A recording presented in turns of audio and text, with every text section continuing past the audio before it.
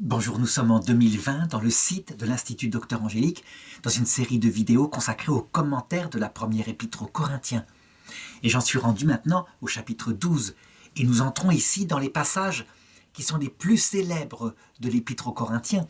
Ce sont les passages sur l'Esprit Saint, cause de la sainteté de l'Église, et sur, je dirais, ce qu'il y a de supérieur dans les dons du Saint-Esprit, passages qui ont été mis en valeur, je le montrerai dans la prochaine vidéo, par Sainte Thérèse de l'Enfant Jésus, docteur de l'Église.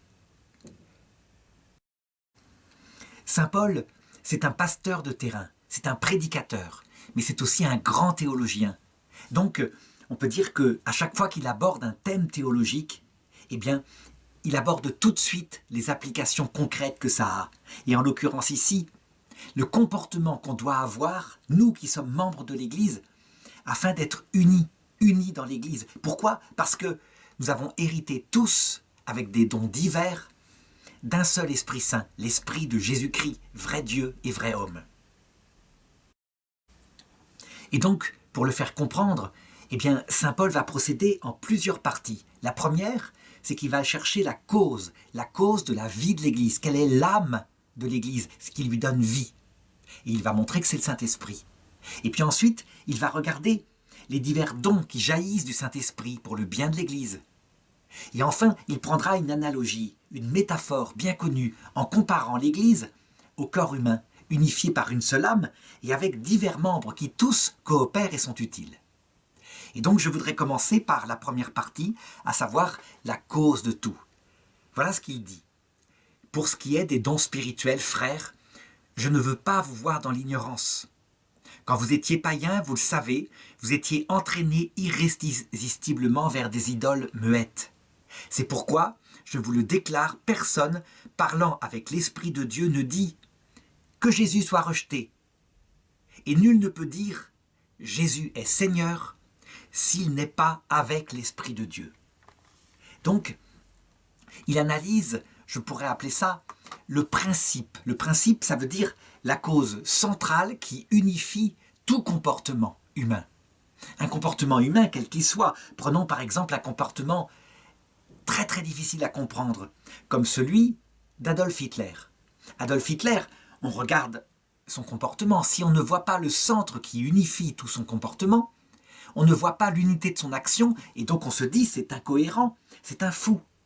Mais si on comprend que l'unité de son action est un amour inconsidéré, au sens, je dirais, violent du terme, pour la race germanique, un amour orgueilleux pour aussi son propre jugement sur la supériorité de cette race germanique, sur l'infériorité des races qui complotent contre la race germanique, et en particulier la race juive, qu'il faut donc écraser pour exalter la race germanique. On ne comprend pas comment, dans les années 44, alors que le débarquement est en train d'avoir lieu, eh bien, il fait passer en priorité des trains de déportés juifs vers les camps de la mort avant les trains de chars pour combattre le débarquement. On se dit, il n'est pas cohérent. En réalité, il est cohérent parce qu'il y a un principe d'unité de son action. Et ce principe d'unité de son action, je l'ai décrit. Eh bien, c'est ce que dit saint Paul. Il dit, lorsque vous étiez païens, vous étiez entraînés irrésistiblement vers des idoles muettes. Quand on regarde n'importe quel comportement d'une personne qui ne connaît pas le Christ, il suffit de trouver le principe premier de son action et son comportement devient cohérent. Prenons par exemple le monde actuel. Le monde actuel, la génération de ce qui se passe en Occident, principalement en Europe. On voit bien que les gens ont comme principe d'organisation de leur vie l'idée qu'ils doivent en profiter maintenant au maximum. En réalité, en profiter, ça veut dire avoir du plaisir, avoir peut-être du bonheur pour les plus spirituels. Et la conséquence de cela, c'est qu'il faut de l'argent, parce que le plaisir s'achète à coup d'argent. Et donc, on le voit, il y a un principe matérialiste, et ce principe matérialiste est fondé sur un sens de la vie. Cette vie terrestre seule compte.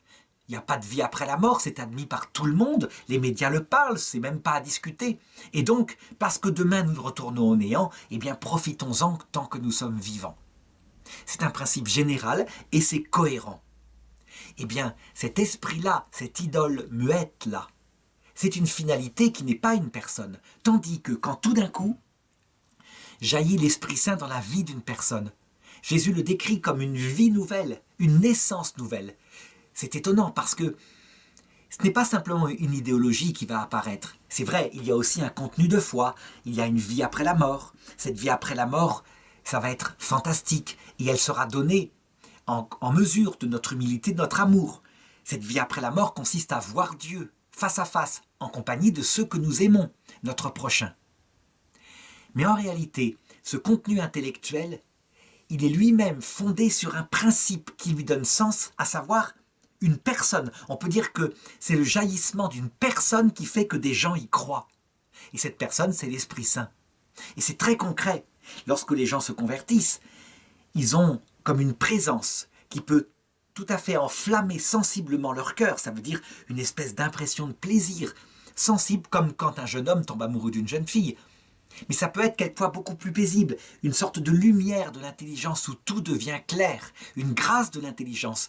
Il y a diverses manières, mais l'essentiel c'est qu'il y a quelqu'un qui est là. Et c'est l'Esprit Saint. C'est ce qu'on appelle aussi le baptême du Saint-Esprit. Eh bien, voilà ce que dit saint Paul. Personne parlant avec l'Esprit Saint de Dieu ne peut dire « maudit soit Jésus, rejeté soit Jésus ». Ça veut dire que dès que cette personne surgit, il se passe un phénomène étonnant. C'est que on le sait parce qu'elle est là que Jésus-Christ est Dieu, qu'il est Dieu fait homme, que c'est lui qui en a parlé et que c'est son esprit qui est dans notre cœur. D'autre part, on sait qu'il est Seigneur. C'est ce que Jésus lui-même avait dit à Saint Pierre, à un moment donné, quand il avait demandé « Pour vous, qui êtes-vous » Certains avaient dit, certains disent que tu es le prophète, d'autres Jean-Baptiste qui est revenu. Et Pierre avait parlé en disant « Tu es le Fils de Dieu ». Et Jésus lui avait dit, ce n'est pas la chair et le sang qui t'ont mis ces paroles-là, mais c'est mon Père qui est dans les cieux. Ça veut dire que Saint Pierre n'aurait pas pu le dire avec une certitude, en étant convaincu, s'il n'avait pas eu l'Esprit Saint qui lui dise. C'est très très important à comprendre, et c'est même très concret. Il suffit de se rappeler, pour ceux qui n'ont pas tout le temps été chrétiens, avant d'être croyants, quand nous étions peut-être jeunes et que nous ne croyions pas en tout cela, nous aurions beau essayer la méthode Coué en nous disant « je crois maintenant que Jésus-Christ est Dieu, je l'affirme, etc. » Ça ne marche pas. C'est aussi efficace que si un adulte se dit « je crois que le Père Noël rentre par les cheminées dans les maisons, etc. etc. » Ça n'est pas crédible pour un adulte comme ça, parce que l'histoire est incohérente, ou plutôt elle est cohérente, mais c'est comme un conte de fées. Une vierge de 14 ans qui enfante le Dieu Tout-Puissant, le Créateur de l'univers, qui en plus meurt sur la croix. C'est énorme. Et quand tout d'un coup surgit l'Esprit Saint dans le cœur, cette présence, les yeux s'ouvrent, c'est évident, c'est vrai, il a fait tout ça. Et la Vierge Marie est vierge. Alors qu'avant on pouvait en ricaner en disant « mais non, il ne s'est pas passé ça, etc. » On n'en rit plus du tout. On sait qu'il a fait tout ça, Dieu. Jusqu'à respecter son corps complètement, sa virginité, etc. Toutes les choses les plus étonnantes deviennent certaines parce que c'est Dieu, avec cette délicatesse, qui fait ça. Eh bien, ça veut dire quoi, ça? D'abord, premièrement, la foi est bien un don de Dieu. Ça veut dire que quand on regarde actuellement notre civilisation occidentale qui se dessèche au niveau spirituel complètement, qui se délite, qui n'y croit plus, eh bien, certainement qu'il y a une cause chez nous, c'est-à-dire chez nos pères, nos grands-parents, etc., qui ont méprisé Dieu, certainement. Mais il y a aussi une cause du côté de l'Esprit Saint. Il se retire. Et quand il se retire, tout d'un coup, tout s'écroule. La vie se retire, la foi se retire, les gens n'y croient plus, et donc il remplace ça par autre chose. Donc l'humanisme sans Dieu, et tout d'un coup les lois changent. Prenons une conséquence très très cohérente. Un monde chrétien disait « pas d'avortement ». Pas d'avortement, pourquoi? Parce que la vie est créée par Dieu, pas non plus d'assassinat ou plutôt d'euthanasie des personnes âgées. Dieu seul a le pouvoir de reprendre la vie, puisque c'est la vie après la mort qui compte. Quand toute la vie spirituelle, l'Esprit Saint se retire, tout d'un coup on se dit, il n'y a que la vie terrestre, donc être enceinte sans le vouloir, ça n'a pas d'importance, il n'est pas vivant, il n'y a pas d'esprit. Donc on avorte. Et d'autre part, une personne âgée, à quoi ça sert de prolonger avec des soins palliatifs? Elle va retourner au néant. Autant arrêter les choses, on le fait bien pour un chien quand il commence à ne plus marcher. D'autres principes se mettent en place, des principes humanistes sans Dieu en l'occurrence ici. Quand l'Esprit Saint revient, tout peut changer. Si l'Esprit Saint revient, tout change parce que le sens de la vie est changé. Et là, tout d'un coup, tout peut refleurir. La foi est un don de Dieu. On pourra se dire, mais cette histoire que l'Esprit Saint se retirerait de l'Europe, c'est pas logique. L'Esprit Saint ne peut pas se retirer. L'Esprit Saint, il veut sauver tous les hommes. En fait, dans le livre d'Osée, dans la Bible, dans l'Ancien Testament, qui raconte tout sous forme visible, on voit que lorsque l'épouse se prostitue, lorsque l'Église s'occupe plus de son Seigneur, donc il y a un péché comme ça, ou qu'elle est fière d'elle-même, ou qu'elle est vaniteuse, etc. L'époux, c'est-à-dire l'Esprit Saint, peut se retirer pour un temps. Pour un temps. C'est toujours pour un temps. Attention, c'est uniquement dans la pensée, par exemple, des certains évangéliques qui disent « Regardez l'Église catholique qui est en train de faiblir, elle ne vient pas de Dieu, la preuve, regardez, elle meurt. » Non. L'Église catholique, elle a eu des moments comme ça, quand elle péchait, quand ses membres péchaient, l'Esprit Saint pouvait se retirer pour un temps. Et l'Esprit Saint peut se retirer aussi de l'Église évangélique pour un temps. Et à ce moment-là, l'Église évangélique ne comprendra plus. C'est lui, Dieu, qui donne la croissance et qui la retire pour créer davantage d'humilité. Ça veut dire que, en conséquence, les catholiques, troublés, ne comprenant pas, commencent à prier Dieu, à demander une explication. Comment se fait-il que leurs enfants quittent tous l'Église? Réponse, l'Esprit Saint se retire du cœur de leurs enfants. Pour un temps. Mais les parents ne comprennent pas. C'est pour leur salut. Cette solitude d'un temps, ce temps de désert, va provoquer un effet. Certes, de nouvelles finalités, des idoles muettes, mais les idoles muettes, elles donnent de l'angoisse. Et l'angoisse fait qu'à un moment donné, devant un monde insensé, on recherche ses racines. On recherche s'il n'y a pas un sauveur quelque part, etc. Donc voilà, première partie du texte de Saint Paul, véritablement, on peut le dire, la sève de la plante qu'est l'Église, c'est l'Esprit Saint. Y compris la sève de notre âme, lorsque nous sommes croyants, c'est l'Esprit Saint. Si la sève se retire, tout meurt.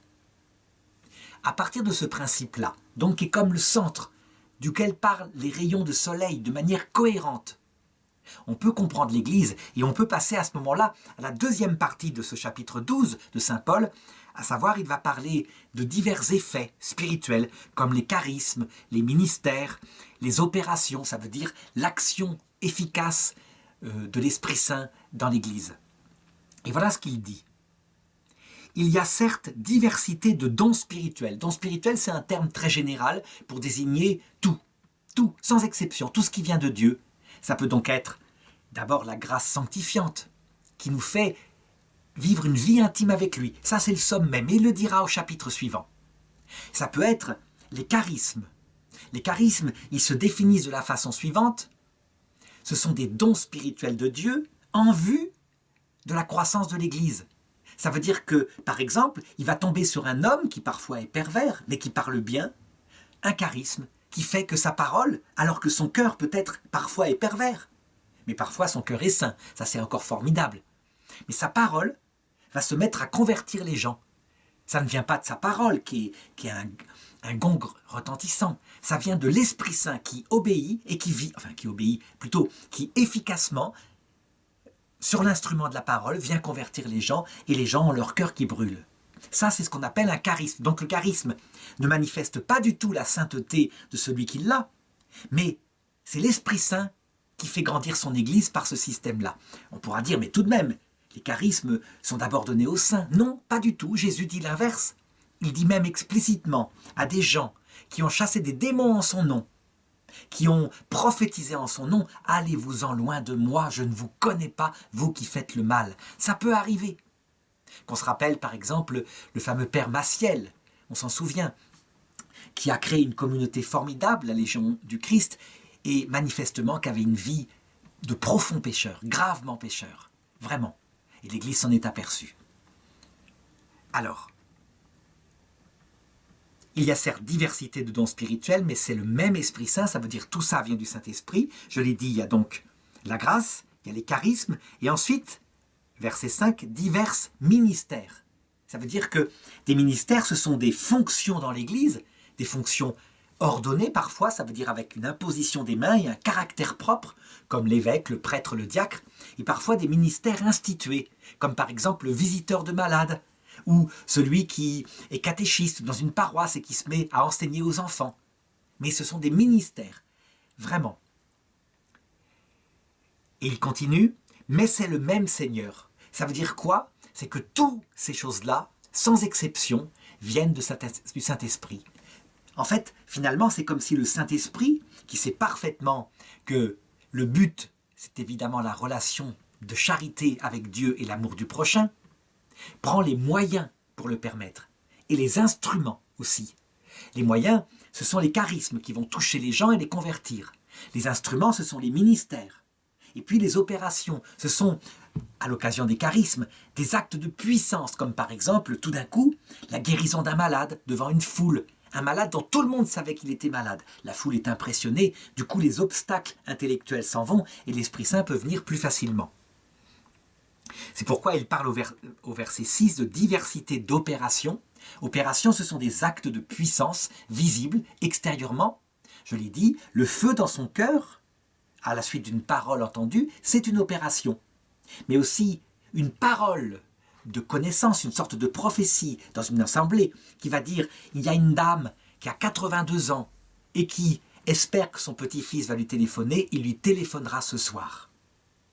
Alors que la personne ne sait pas du tout, comment dirais-je, cette histoire-là, ça lui est communiqué par l'Esprit Saint, c'est un acte, c'est une opération de puissance, et si le petit-fils téléphone effectivement à cette dame-là, qui a entendu le message, elle est bouleversée, et elle se dit, bon sang, le Seigneur m'attend de l'autre côté, et elle retrouve l'espérance théologale.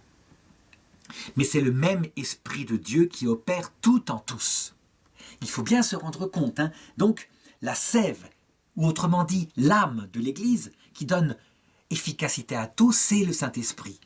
Mais on le voit bien, nous sommes aussi utiles.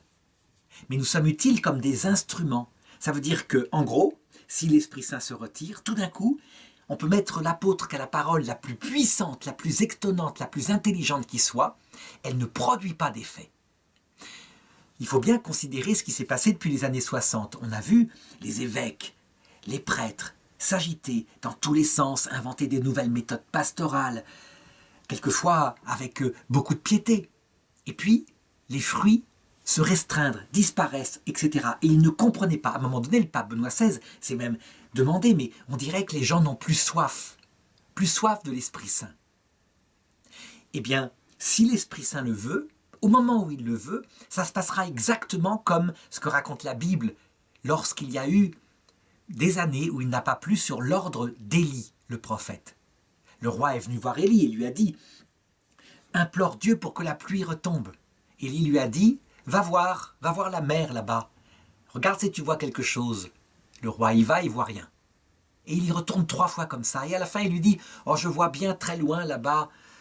Il y a un petit point comme un petit nuage tout petit. » Alors Élie lui dit « Vite, vite, descends, prends ton char, retourne à ton palais. Si tu ne vas pas vite, tu ne pourras pas passer. L'inondation va être gigantesque. C'est une tornade d'eau qui va arriver. » Et effectivement, c'est ce qui se passe. Eh bien, dans l'Église catholique, ça s'est périodiquement passé comme ça. Quand elle péchait, l'Esprit Saint se retirait et les gens se plaignaient en disant « Nos églises sont en ruine. » Pourquoi ? Parce que les gens ne les rebâtissaient pas, tout simplement. Ça ne les intéressait plus. Et puis tout d'un coup, après un temps de désert, tac, l'Esprit Saint revenait.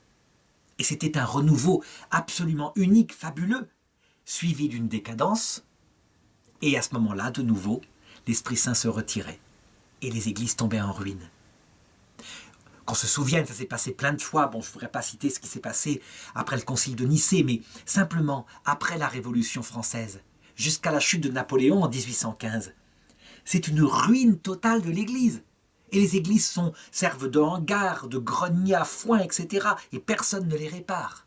Et puis tout d'un coup, à partir, disons, de 1815-1830, un renouveau tellement incroyable en France, en Belgique, dans les pays particulièrement atteints par la Révolution française, que ça va être le plus grand mouvement missionnaire de l'histoire de l'humanité.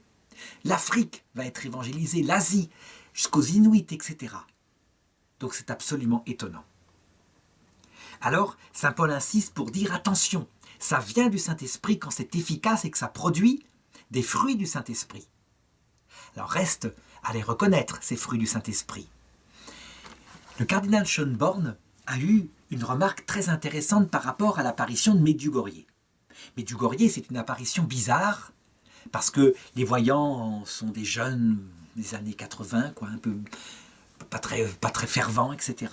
Ils disent voir la Vierge, il y a un message, c'est un peu brouillon tout ça. Puis après, il y a des prêtres qui les soutiennent, et puis d'autres qui les soutiennent plus, il y a des prêtres qui quittent pour une femme, etc. Enfin, au niveau de l'environnement, ça paraît tout agité. Et le cardinal Schönborn dit, ce qui est étonnant, c'est que dans cette petite paroisse où il n'y a rien d'autre que la messe, des chapelets, des saluts du Saint-Sacrement, bref, une paroisse normale, comme il faudrait qu'il y ait dans toute l'Europe, eh bien, on vient du monde entier et les gens se convertissent. Et ils reviennent avec une foi fidèle aux trois blancheurs, le Christ dans son Eucharistie, la Vierge Marie, le magistère du pape. Vraiment, c'est étonnant, au point qu'il dit « La Vierge, si elle apparaît bien à Medjugorje, a fait à elle toute seule, dans cette paroisse qu'elle tient depuis des années, plus de travail que tout le clergé de toute l'Autriche depuis la même période. C'est absolument incroyable. » Ben voilà, c'est ça.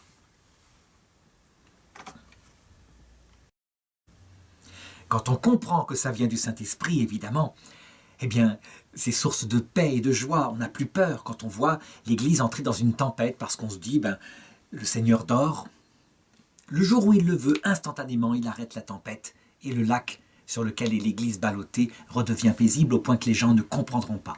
Feront des analyses sociologiques, diront ça doit être le retour à la recherche de ses racines, peut-être.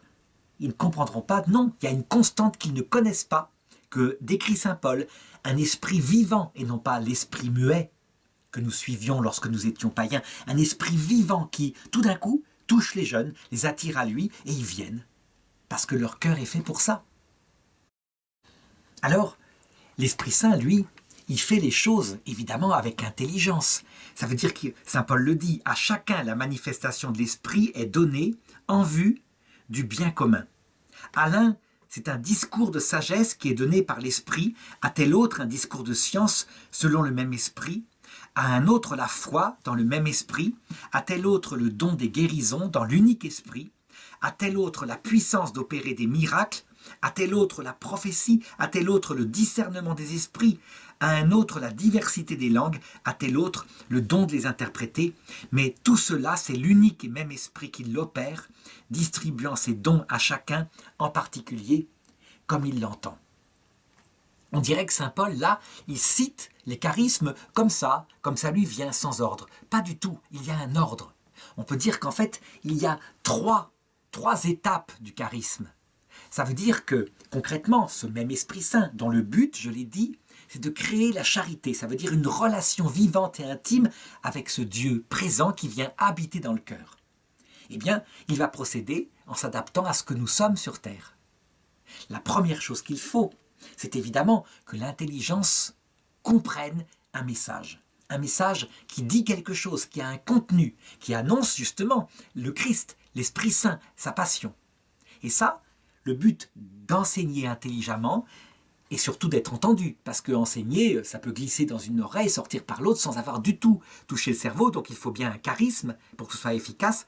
Eh bien, c'est ce qu'il appelle les paroles de sagesse et les paroles de science. On pourrait ajouter les paroles d'intelligence. Les paroles de sagesse, ce sont celles qui parlent et qui font comprendre Dieu lui-même dans sa Trinité, dans son mystère intime et éternel.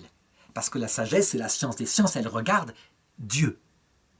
Les paroles d'intelligence, que saint Paul ne cite pas là, mais qui sont aussi un charisme, ce sont des paroles, un discours théologique, si on pourrait dire, qui font comprendre les intentions de Dieu. Ses intentions, pourquoi est-ce qu'il se cache, pourquoi il nous a mis sur terre, qu'est-ce qui se passe à l'heure de la mort, quelle est la cohérence de tout cela, quel est le but de tout cela aussi. Donc on comprend ses intentions, tout devient logique en fonction évidemment des paroles de sagesse. Donc on peut dire que les paroles de sagesse sont un charisme supérieur au charisme des paroles d'intelligence. Et quant au charisme des paroles de science, eh bien il va parler avec intelligence et les gens vont comprendre, portés par l'Esprit Saint, il va parler avec intelligence des créatures, de leur utilité, de ce qu'elles contiennent. Par exemple, quand est-ce que le bébé reçoit son âme? Est-ce que le bébé doit être respecté? Et pourquoi? Et les animaux, est-ce qu'on les retrouve de l'autre côté? Donc, ça concerne le destin très concret des créatures. C'est évidemment dépendant du charisme d'intelligence et du charisme de science.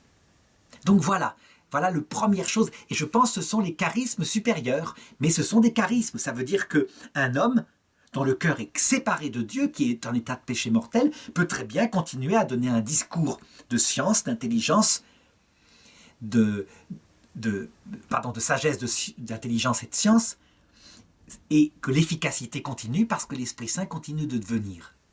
Alors par contre, on peut se demander d'où viennent ces trois qualités, sagesse, intelligence et science. Est-ce qu'elles viennent de l'apprentissage, venant du théologien, ou est-ce qu'elles viennent du Saint-Esprit?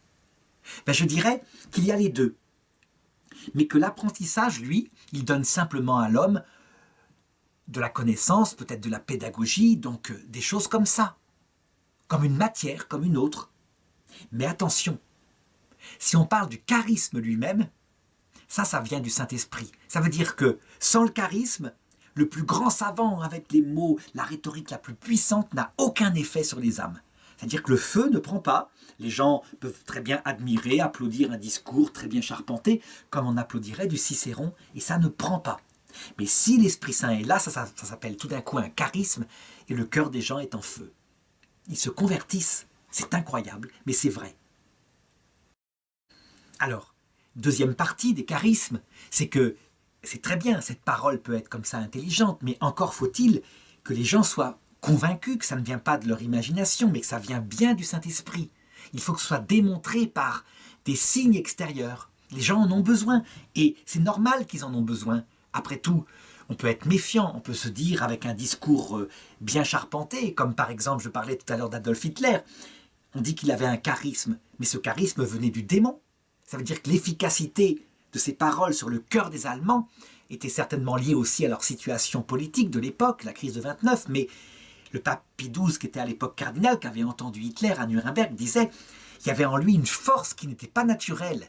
Il y avait donc un charisme venant du démon, qui évidemment ne vient pas de Dieu, puisqu'il les attire à une idolâtrie, celui de la race, jusqu'à tuer. Donc c'est autre chose, c'est pas le même esprit. Eh bien pour l'Esprit Saint, c'est pareil.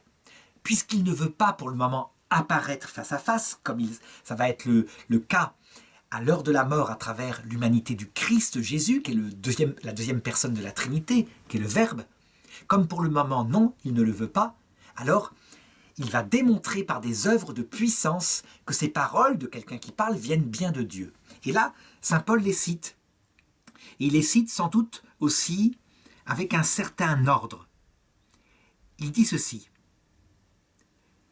Un tel autre a le charisme de guérison. Ça veut dire que le premier des trucs qui bouleversent les gens, c'est effectivement la guérison. Quand quelqu'un est malade, qui souffre, et que tout d'un coup, par imposition des mains, ou simplement comme ça, par l'ombre de Saint Paul ou de Saint Pierre qui passe dans la rue et qui le touche, il se trouve guéri, il se lève, il marche, etc. C'est bouleversant. Il a la preuve que c'est une parole qui vient de Dieu. Donc c'est vrai. Premier charisme, la guérison. Ensuite, le charisme d'opérer des miracles. Toutes sortes de miracles. Un miracle, comment est-ce qu'il s'explique? C'est un phénomène qui ne peut pas s'expliquer par des lois naturelles, qui dépasse toutes les lois naturelles, qui implique la toute-puissance de Dieu. C'est pourquoi on dit abusivement que vers la fin du monde, le dernier antéchrist fera des miracles. Non, il fera des prodiges. Je donne un exemple. Si par exemple, je réveille une personne qui vient d'avoir un arrêt cardiaque et je le fais au bout de 3 minutes et demie, c'est un prodige. Et c'est un prodige de la science. Là, en l'occurrence, avec de l'électricité, on fait repartir le cœur, ou on met... il y a toutes sortes de techniques. Si par contre, en invoquant le Christ, on ressuscite une personne qui est morte depuis 3 jours, qui va être enterrée, qui a été par exemple embaumée, on lui a injecté des produits dans les veines, on l'a vidé de son sang, et tout d'un coup arrive un prêtre qui impose les mains, et la personne se lève, marche et guérit. On dira là, on est face à un miracle. Pourquoi? Parce que les embaumeurs savent, il n'y avait plus de sang, donc elle était vraiment morte. éventuellement il y a l'odeur, et tout d'un coup elle remarche, c'est impossible. Il faut la toute-puissance de Dieu, parce que les connexions, les milliards de connexions sont détruites dans le cerveau, et donc ne sont pas récupérables, sauf une puissance infinie. Eh bien, le charisme de faire des miracles, il vient de Dieu seul. Là, pour le coup, aucun homme ne peut se disposer à le faire. Aucun homme. On aura beau imposer les mains sur un malade, il n'y a pas de disposition, il n'y a pas de préparation. Ce charisme ne s'acquiert pas. Alors par contre, ce qui peut être donné aux personnes, c'est l'intuition qu'elles doivent maintenant, par exemple, imposer les mains ou tracer une croix sur la personne et qu'elle va être guérie. Là, ça peut être donné, effectivement.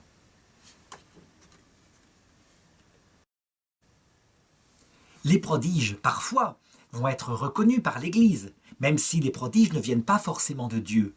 Par exemple, le miracle du soleil à Fatima, le soleil qui a dansé dans le ciel, qui a été vu par 30 000 ou 40 000 personnes.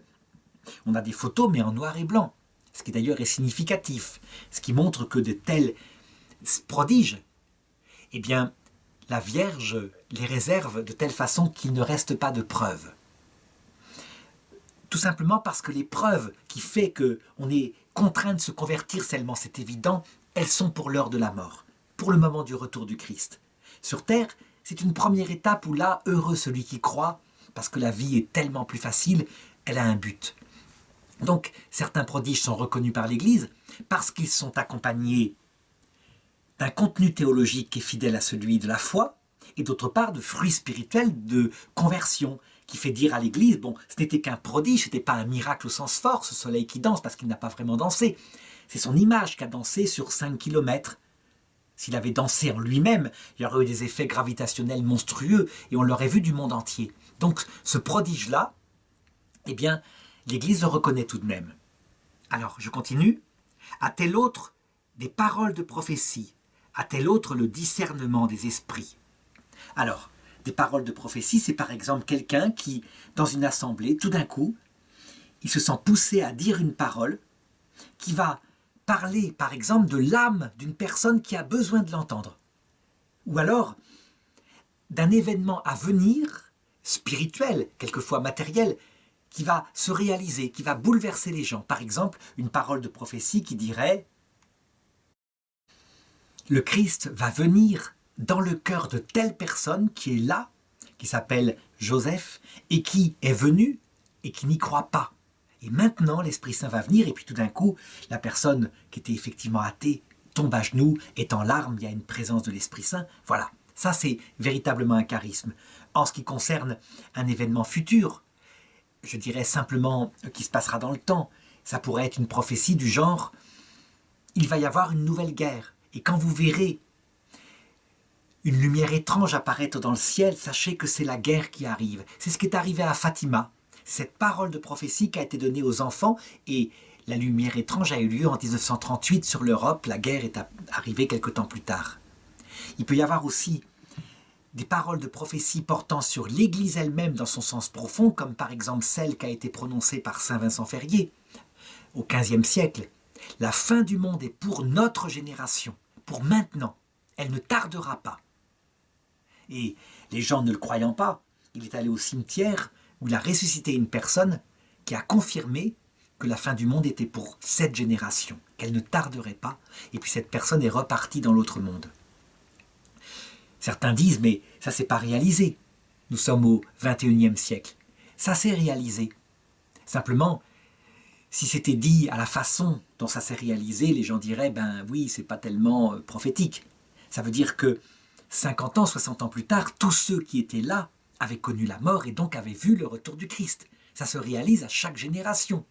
Et les gens, ben évidemment, comme ils ont soif du merveilleux, pensent que c'est la fin des fins, le retour du Christ pour tout le monde ensemble, il n'y a plus d'enfants sur terre, la terre est abandonnée, on passe tous au ciel. Ça viendra, mais à la fin du monde. Alors ensuite, il y a le discernement des esprits. Le discernement des esprits, c'est le fait, quand on voit un phénomène, comme par exemple quelque chose de bizarre, ça peut être des stigmates, par exemple les marques du Christ dans les mains, eh bien la personne portée par l'Esprit Saint va dire « ça vient de Dieu » ou « ça vient d'un ange de Dieu » ou « ça vient du démon ». Elle saura discerner charismatiquement. Ça veut dire pas par un raisonnement, parce qu'il peut y avoir un discernement par raisonnement. C'est ce qui était arrivé à Loudun, où un prêtre dominicain, alors qu'il y avait des sœurs stigmatisées, avait dit à la sœur qui voyait le Christ, « Ma sœur, dites au Christ de revenir dans 3/4 d'heure, on va aller à l'office maintenant. » Et la sœur s'était mise en colère en disant « Mais quel manque de respect, notre Seigneur est tout de même là, etc. » Et il avait compris que, en fait, c'était un cas de possession démoniaque. Donc, on peut le faire, et dans ce cas-là, ce n'est pas un charisme. C'est un effet de la théologie. Mais quand ça vient par intuition de l'Esprit Saint, alors c'est le charisme du discernement des esprits. Il faut donc s'en méfier parce qu'on pourrait très bien confondre son propre esprit et son propre orgueil avec l'Esprit Saint. Mais quand c'est fait avec humilité, ça va. Alors enfin, troisième groupe de charisme, un autre, la diversité des langues, et tel autre, le don de les interpréter. En effet, s'il faut enseigner, c'est le premier groupe de charisme. S'il faut prouver que ça vient de Dieu, c'est le deuxième groupe de charisme.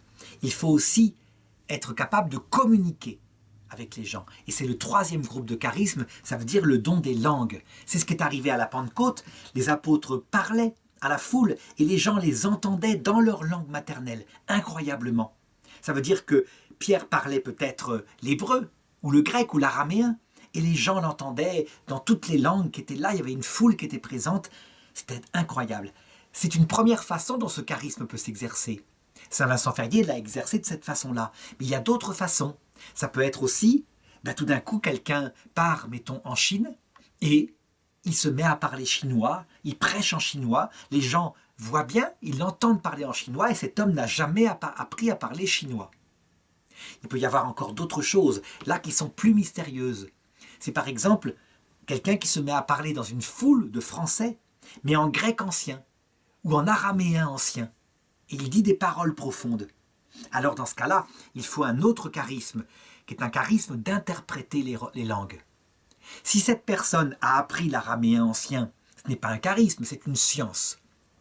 Mais si elle ne l'a jamais appris, eh bien, ça ne vient pas d'elle. Ça peut venir du Saint-Esprit, mais ça peut venir aussi des démons. Attention, toujours pareil, il y a plusieurs causes possibles.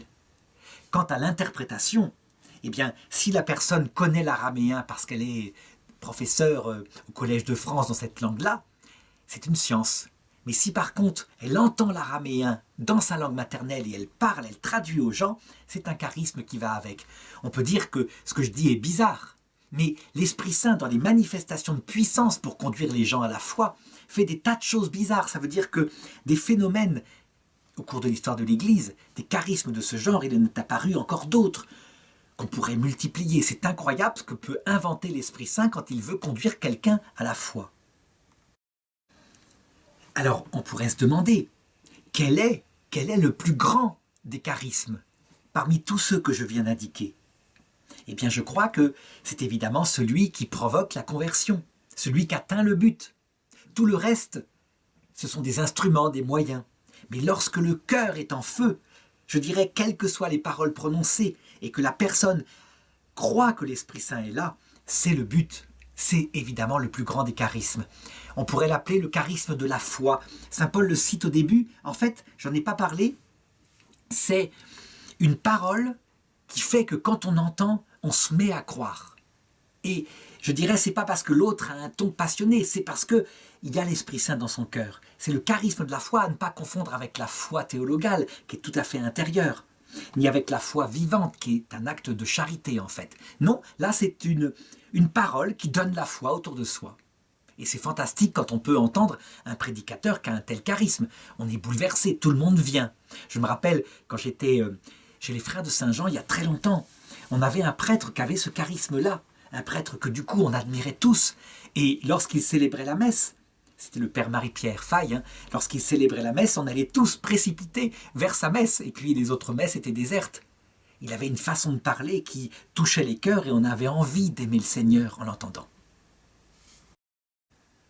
Alors, le but de saint Paul n'était pas, je dirais, de faire un traité des charismes, mais c'était plutôt d'indiquer que tout cela venait du même Esprit Saint et donc il ne fallait pas se jalouser.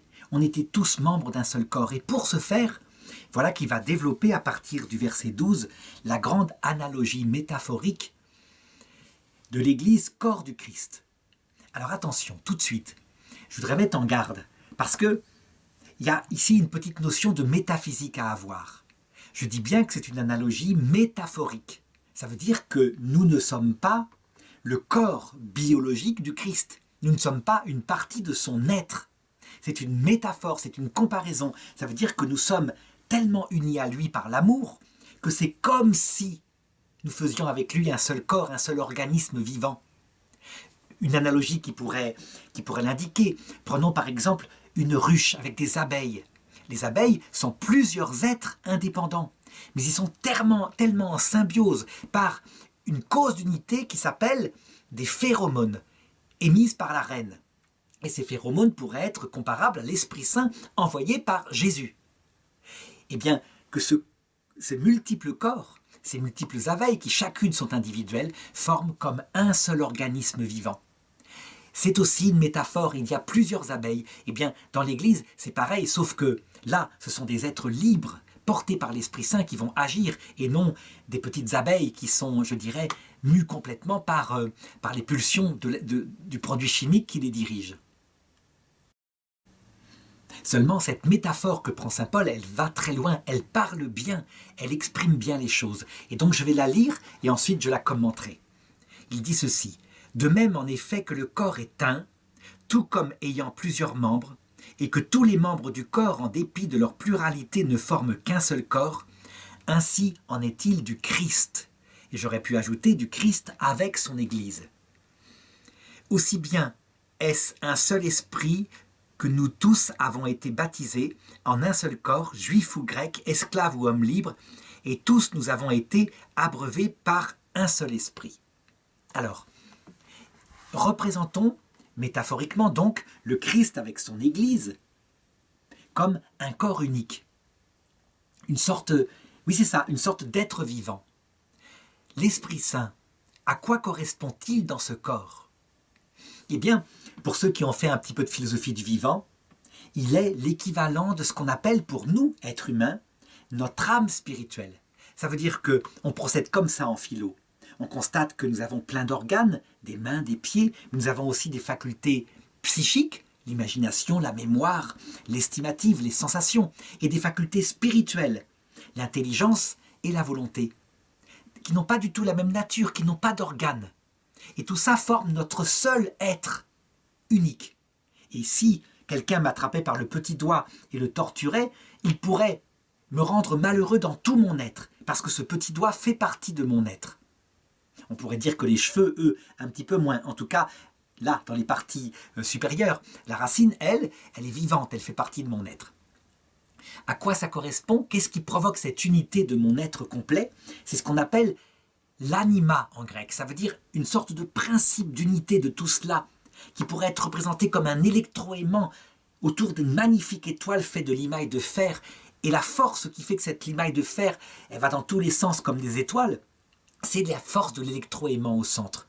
Eh bien, l'âme provoque ça, que notre corps, qui devrait se décomposer, parce qu'il est fait de centaines de milliards d'atomes, ne se décompose pas, et qu'en plus il pense et il ressent. Eh bien, pour l'Église, l'âme, c'est l'Esprit Saint.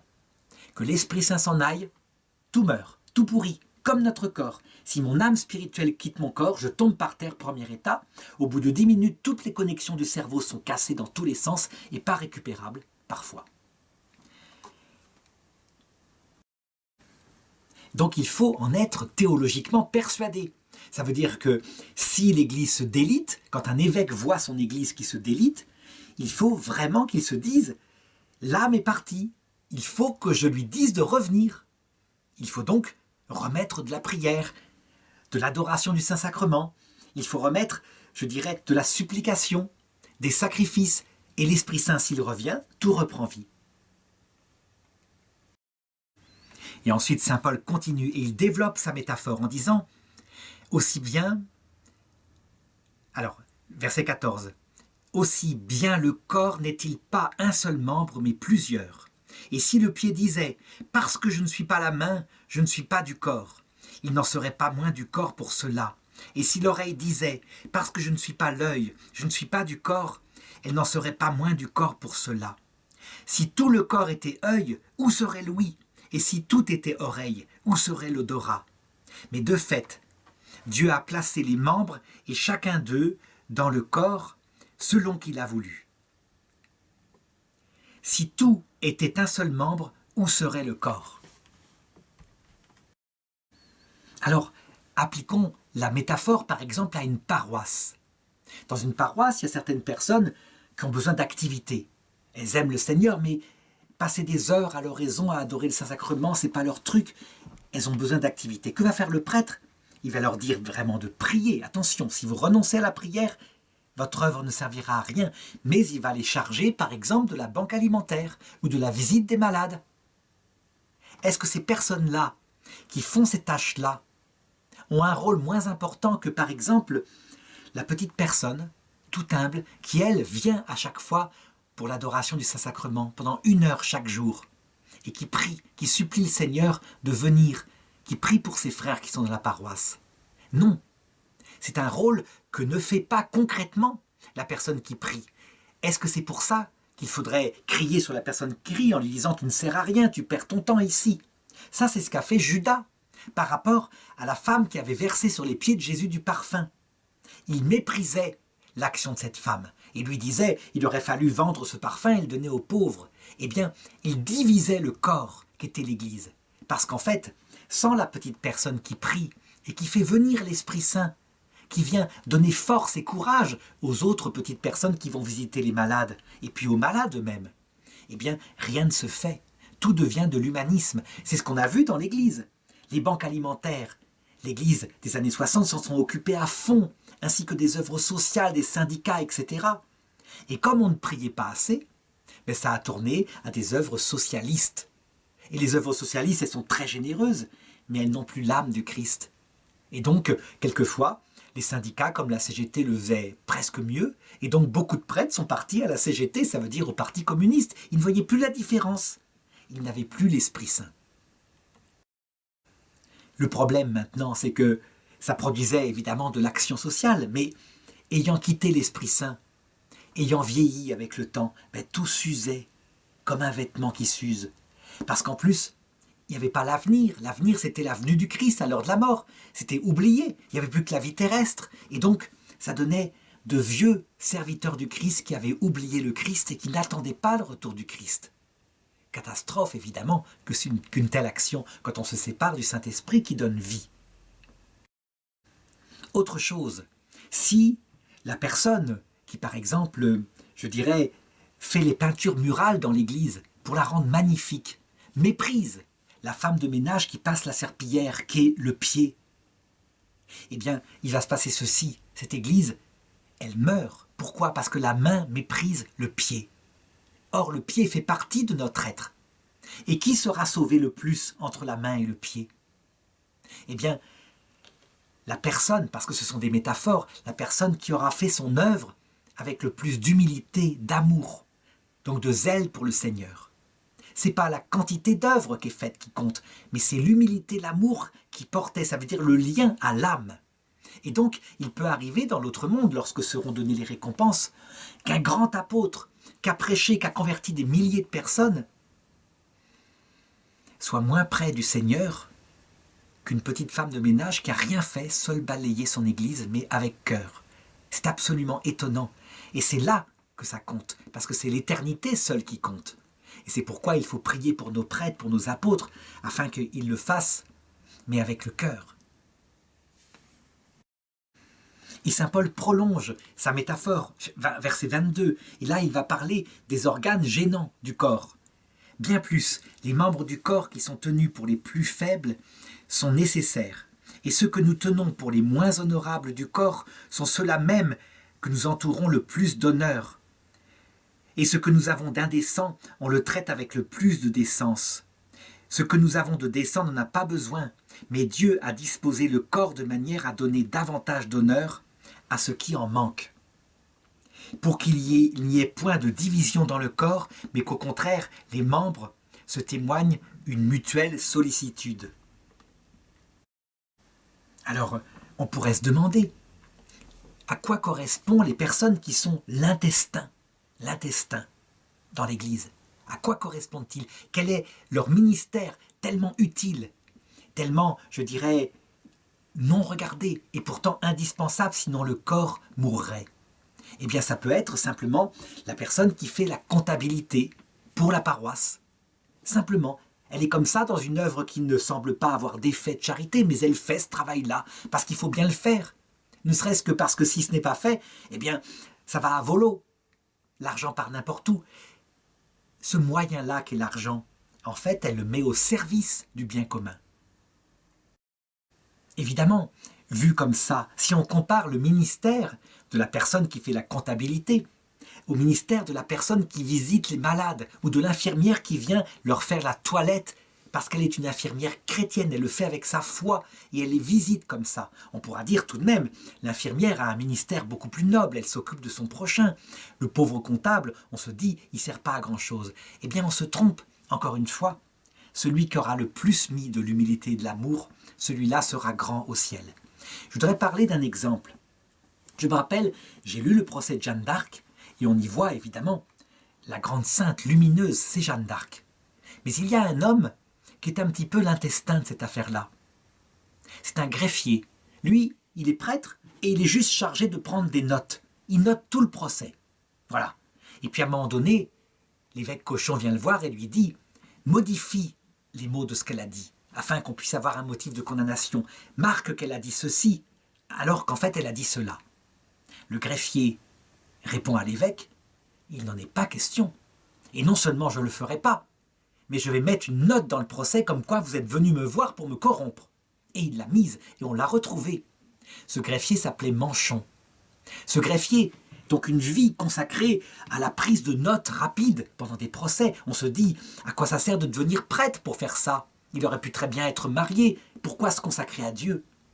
Eh bien, ce jour-là, par cet acte-là d'honnêteté, de droiture procédurale, on peut dire qu'il a gagné la vie éternelle. Donc, attention à ne pas mépriser ce qui, dans l'Église, a un rôle subalterne en apparence et qui, en fait, peut quelquefois être cause de sainteté au ciel. Donc, le greffier Manchon est sans doute le patron des greffiers. Alors, il continue et il montre bien cette expérience que nous avons d'unité de notre corps. Ça veut dire que si quelqu'un, par exemple, a des polypes à l'intestin, un membre dont on ne s'occupe pas habituellement, qui n'est pas le plus noble par rapport au visage, au sourire, etc. Eh bien, quand un membre souffre, tout le corps souffre. Et c'est ce qu'il dit. Un membre souffre-t-il? Tous les membres souffrent avec lui. Un membre est-il à l'honneur? Tous les membres se réjouissent avec lui. Or vous êtes, vous, le corps du Christ, et membres chacun pour sa part.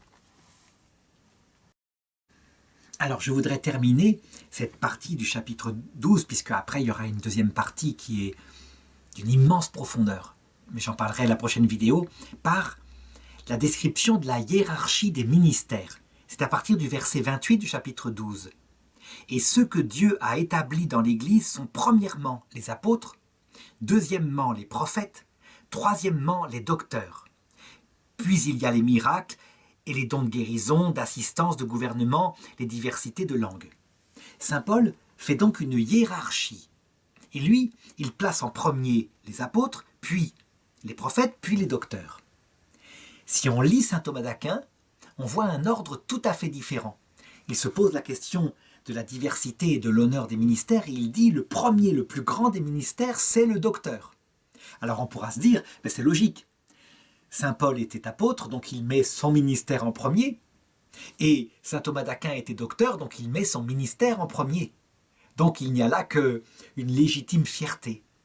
En réalité, je dirais qu'il faut regarder les choses autrement, parce que saint Paul prend, je crois, les choses du côté de l'importance en ce qui concerne l'entrée dans la vie. Lui, c'est son rôle, il veut donner le Christ à tous. Et donc, qu'est-ce qui fait rentrer? Quel est le charisme ou le ministère qui fait rentrer les autres dans la vie? En premier, c'est le charisme de l'apostolat, le missionnaire, l'apôtre, c'est évidemment lui. Qui est-ce qui ensuite va faire grandir par un enseignement cette entrée de l'Esprit Saint, c'est-à-dire va faire croître la plante? Eh bien, c'est ce qu'on appelle le prophète. Un prophète, c'est tout simplement quelqu'un qui va raconter aux jeunes convertis qui est le Christ. Qu'est-ce qu'il a fait? Le jeune converti, il a reçu l'Esprit Saint parce qu'il a entendu une parole de foi, ça l'a bouleversé. Il a tout un enseignement à recevoir, un enseignement du kérigme, ça veut dire du résumé de la foi, des choses principales. Mais au bout d'un certain temps, avec le temps, quand on connaît tout ça, eh bien, on a besoin pour l'aimer davantage dans la durée, d'approfondir les choses. Et c'est là que va intervenir le docteur. Le docteur, on pourrait dire que c'est celui qui mène à la perfection, la connaissance de la personne. Et donc, comme la connaissance, la vraie connaissance théologique conduit à plus d'amour, c'est celui qui va conduire à davantage d'amour. C'est pourquoi on dit que ce ministère des docteurs, il est réservé à la plénitude du sacerdoce, ça veut dire à l'évêque en premier lieu. Et l'évêque va déléguer. Saint Thomas d'Aquin, lui, il prend les choses selon l'ordre de perfection. Ça veut dire qu'il regarde celui qui va donner à un chrétien d'atteindre son acte parfait, la pleine connaissance de Dieu. Et là, effectivement, c'est le docteur. Tandis que celui qui était apôtre n'a fait que semer la foi, donc faire le premier geste. Et l'Esprit Saint est venu. Alors, je sais que certains diraient, mais le charisme de faire des miracles, ça passe avant tout ça, c'est quand même fantastique. Ressusciter un mort, c'est quand même fantastique. Ben non. Les miracles sont juste des signes de puissance donnés pour rendre crédible la parole des apôtres, des prophètes et des docteurs. Les miracles sont secondaires, en réalité. Le vrai but de tout cela, c'est la conversion. Pareil pour les guérisons. Alors, l'assistance, le gouvernement, les diversités des langues, ça vient après. L'assistance, c'est par exemple apporter la nourriture. Les femmes assistaient les apôtres et leur apportaient de l'argent qui leur permettait de vivre. C'est important, hein, mais on voit bien, c'est pas directement le ministère. Le gouvernement, c'est le fait d'organiser les choses. Ça veut dire, par exemple, un évêque qui structure son diocèse. C'est ce qu'a fait le Concile Vatican II. Le Concile Vatican II a organisé l'Église, hiérarchiquement, avec les évêques, les prêtres, les diacres, etc. Eh bien, cette matière du concile qu'on voit dans la constitution dogmatique Lumen Gentium est une matière secondaire par rapport aux matières essentielles comme les 6 premiers conciles œcuméniques, le Christ, la Trinité, ou comme le concile de Trente sur la grâce, ça veut dire l'homme qui se tourne vers Dieu. Là, on peut dire qu'on a organisé, on a regardé l'organisation de quelque chose d'ailleurs qui est provisoire, puisque de l'autre côté, ça ne sera plus du tout organisé comme ça. Est-ce qu'il restera, je dirais, au niveau des conciles, quelque chose d'important à définir, quelque chose qui n'aurait pas été fait par le Concile Vatican II?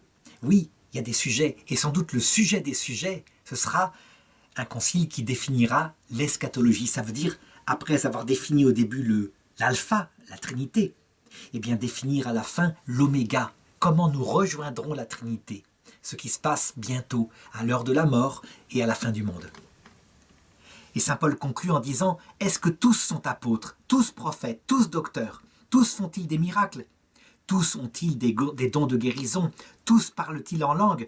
Tous interprètent-ils? Bien sûr que non. » Et donc pour dire « Attention, soyez bien à votre place. » Tout cela, c'est au service de l'Esprit Saint qui vient dans les cœurs. Et c'est l'unique but. Il y a d'ailleurs dans l'Église, je dirais, un ministère qui rappelle que tout cela n'est rien en comparaison du but. Ce ministère, il est réservé aux femmes. Elles ne sont pas prêtres. Il faut de l'autorisation parfois pour parler, en tout cas dans les églises. Certains ont dit, parce que les femmes sont réduites à un état de minorité dans l'église, elles sont maltraitées. Les postes de pouvoir sont réservés aux hommes. C'est pas vrai. Il y a eu des femmes docteurs de l'église, et de grandes docteurs de l'Église comme Sainte Thérèse de l'Enfant Jésus, Sainte Thérèse d'Avila. Mais simplement, par le fait que Jésus n'a pas voulu leur donner le ministère sacerdotal, il a signifié par là, elles en seraient le témoin, que le ministère sacerdotal est passager, mais que ce qui est éternel, c'est la sainteté. Alors on répondra, mais non, on est prêtre à jamais quand on est ordonné prêtre. Oui, on est prêtre à jamais, on reçoit le caractère, mais on ne l'exerce plus dans l'autre monde. La seule chose qui mène au paradis, qui compte, c'est la sainteté, c'est l'amour pour Dieu et pour le prochain, et c'est ce que nous verrons dans la deuxième partie du chapitre.